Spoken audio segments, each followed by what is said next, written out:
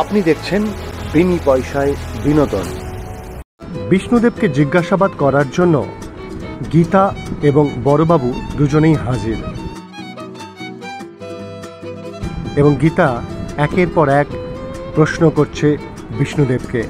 কিন্তু বিষ্ণুদেব সে অবাকভাবে গীতার দিকে তাকিয়ে রয়েছে এবং সে বলে গীতাকে সে ভালোবেসে ফেলেছে। সে গীতার চোখের দিকে তাকালেই অতল সমুদ্রে নাকি হারিয়ে যাচ্ছে।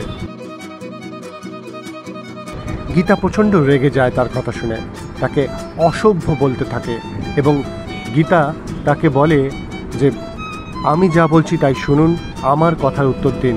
আমি কিন্তু আপনার কাছে একজন লয়ার, ব্যাস, আর আপনি আমার একজন ক্লায়েন্ট, আর কিচ্ছু নয়। বিষ্ণুদেব তার কথাবার্তা শুনে বলতে থাকে, আপনি এরভাবে রেগে যাচ্ছেন কেন? আপনি কেন রেগে যাচ্ছেন? আমি তো আপনাকে ভালোবাসি।